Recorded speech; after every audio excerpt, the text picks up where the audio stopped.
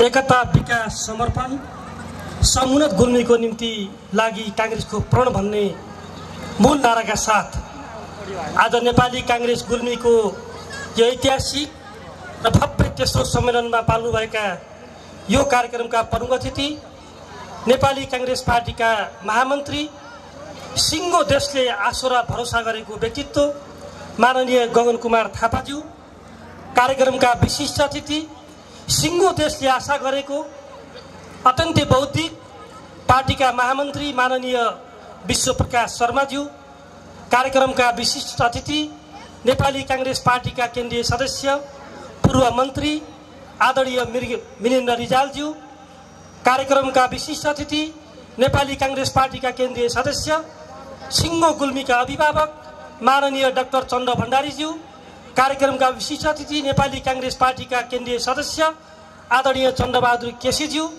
कार्यक्रमका विशिष्ट अतिथि नेपाली कांग्रेस पार्टीका केन्द्रीय सदस्य आदरणीय अजय बाबु शिवाकोटीज्यू, नेपाली कांग्रेस लुम्बिनी प्रदेशका सभापति आदरणीय अमरसिंह पुनज्यू, नेपाली कांग्रेस लुम्बिनी प्रदेशका उपसभापति आदरणीय भुवन प्रसाद शेषज्यू, नेपाली कांग्रेस लुम्बिनी प्रदेशका सहमहामन्त्री आदरणीय निमा गिरिज्यू, नेपाली कांग्रेस लुम्बिनी प्रदेशका सदस्यज्यूहरू, नेपाली कांग्रेस गुल्मीका पूर्व पार्टी सभापतिज्यूहरू, नेपाली कांग्रेसका पदाधिकारीज्यूहरू, जिल्ला कार्य समितिका सदस्य साथीहरू, महासमिति महाधिवेशन प्रतिनिधिज्यूहरू, क्षेत्रीय सभापतिज्यूहरू, प्रदेश कार्य समितिका सभापतिज्यूहरू, पालिकाका सबै आदरणीय सभापतिज्यूहरू, गुल्मी जिल्लाको सिङ्गो अरविन्ददेखि अग्नुबाट आउनुभएका 93वटा पार्टीका सभापतिज्यूहरू, जनप्रतिनिधि साथीहरू, कार्यक्रममा सहभागी विशिष्ट महानुभावहरू, दाजुभाइ दिदीबहिनीहरू, पत्रकार साथीहरू, यहाँहरू सबैमा नेपाली कांग्रेस गुल्मीको तर्फबाट र मेरो आफ्नो तर्फबाट जय नेपालको हार्दिक अभिवादन व्यक्त गर्न चाहन्छु। जय नेपाल।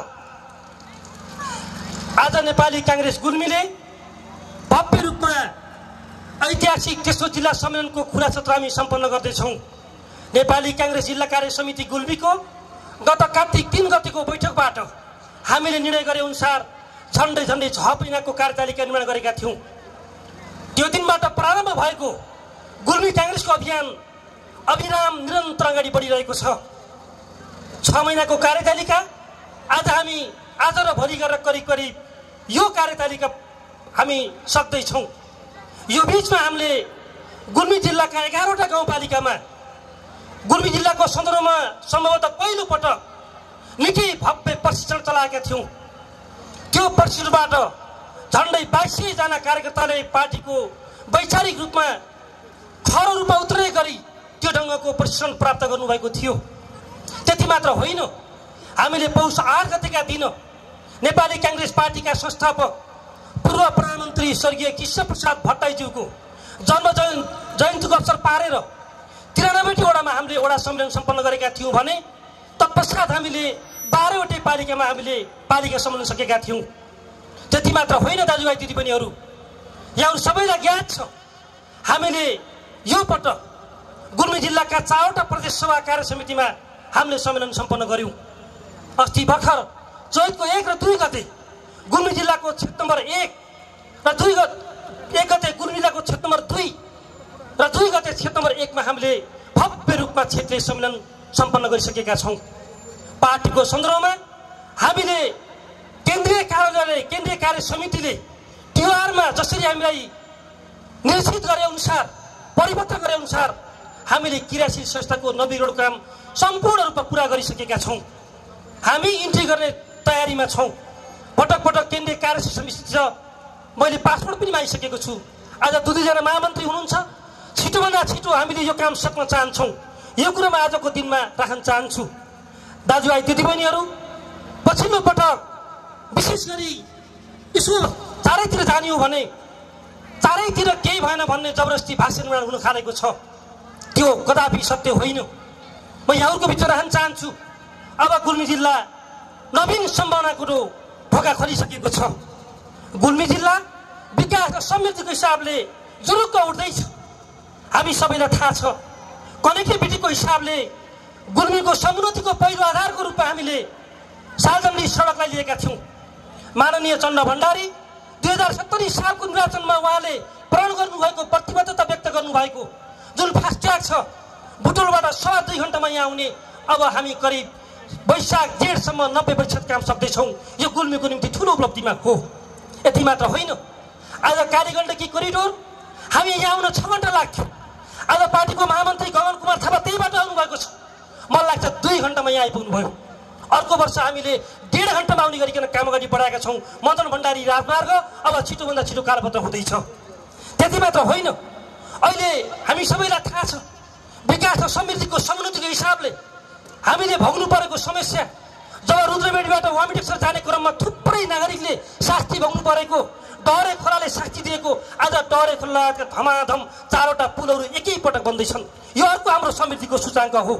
त्यति मात्र होइन, चौतामारादेखि गङ्गरेसम्मको सडक जुन चाहिँ मजाने र मालिकाको निम्ति हाम्रा जनप्रतिनिधिहरू निर्वाचित भइसकेपछि आज हेर्नु झन्डै 3 अरबको ठेक्कापट्टा भएर धमाधम काम अगाडि बढेको छ। अबको 6-7 महिनाभित्र कालोपत्रे गर्ने काम अगाडि बढ्नेछ।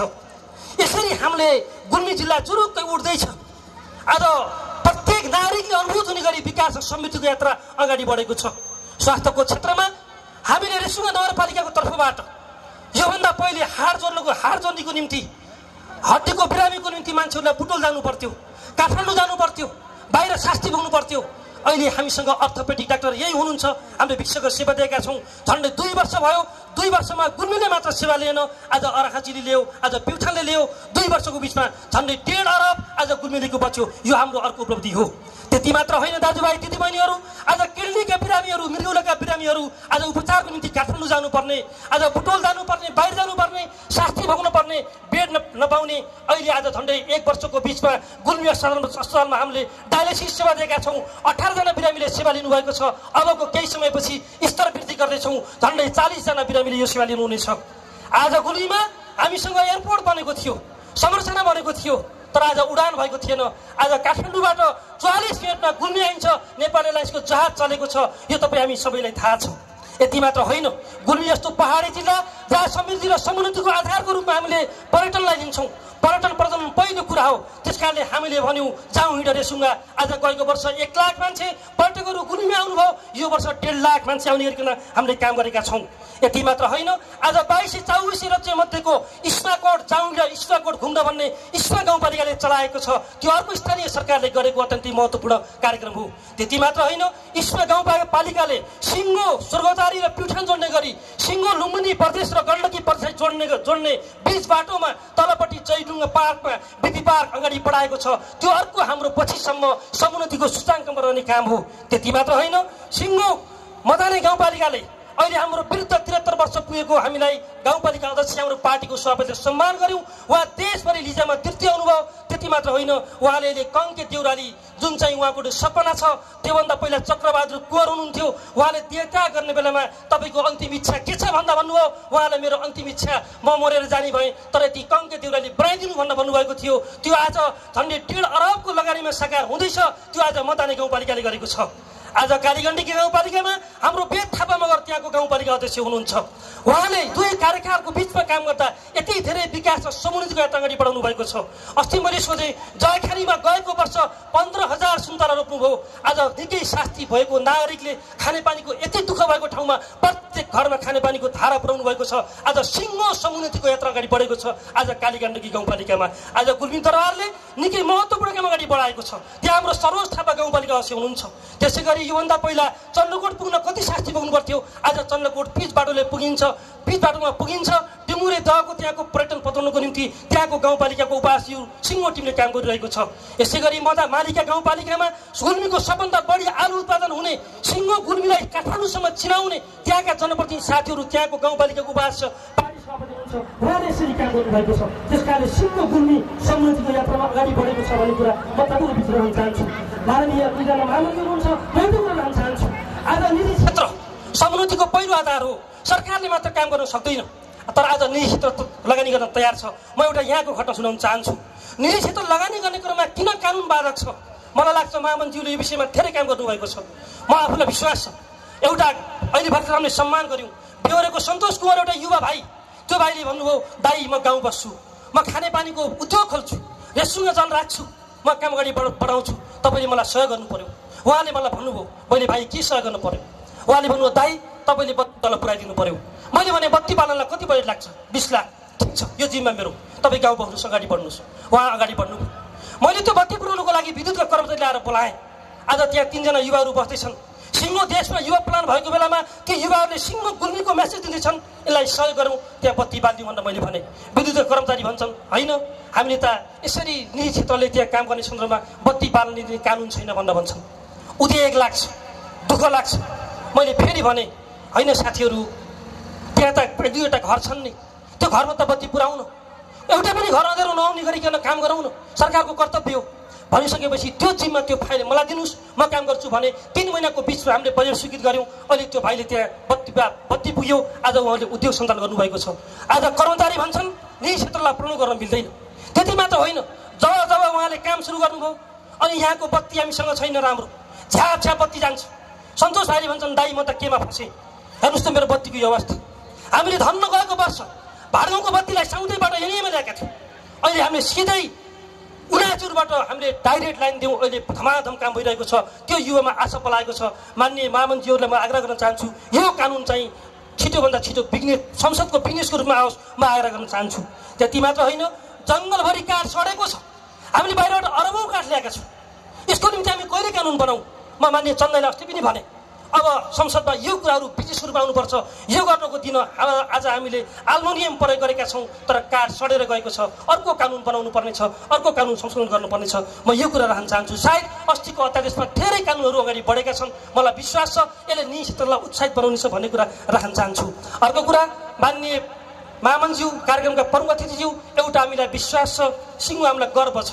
तपाईँ स्वास्थ्य मन्त्री हुँदा स्वास्थ्य क्षेत्रमा गरिएका सुधारका प्रयत्नले आज सिङ्गो देश एउटा आशा र भरोसाको रूपमा अगाडि बढ्दैछ। थुप्रै कामहरू भएका छन्। यो पटक पनि माननीय स्वास्थ्य मन्त्री प्रदीप पौडेलले धेरै कामहरू अगाडि बढाउनु भएको छ। हामीलाई खुसी लागेको छ।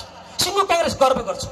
आदरणीय चन्दलाई संजोगले बाँच्नुभयो, पुनर्जन्म पाउनुभयो, तर एउटा व्यक्तिले गर्दा, आज चन्दले गर्दा आज जन्म अस्पताल सुधार हुँदैछ।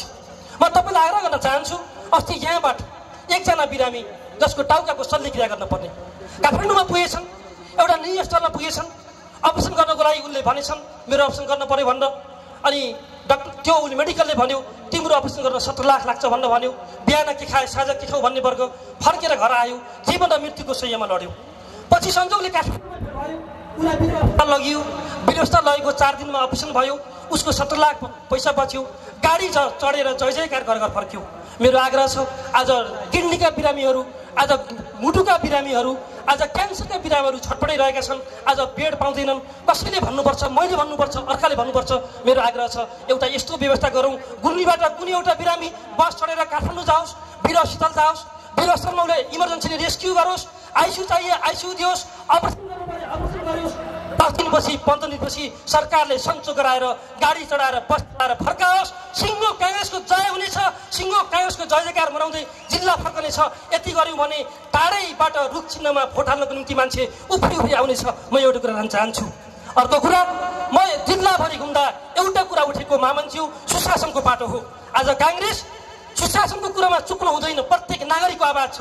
म आग्रह गर्न चाहन्छु, 46 सालदेखि जोसुकै होस्, चाहे काङ्ग्रेस होस्, चाहे एमाले होस्, चाहे माओवादी होस्, जुनसुकै पार्टी होस्, जो लाभको पदमा बस्यो, जसले लाभको पदमा बसेर काम गर्यो, जसले अनियमित गर्यो, जसले देश र जनतालाई धोका दियो, त्यस्ता धोका दिनेहरूलाई खुरु जेल पठाउँ, कारागार पठाउँ, अरूलाई सम्मान गरौँ। यति गऱ्यो भने टाढैबाट काङ्ग्रेसले भोट चिन्ह, रुख चिन्ह सम्झेर मान्छे उफ्री भोट हाल्न आउनेछ।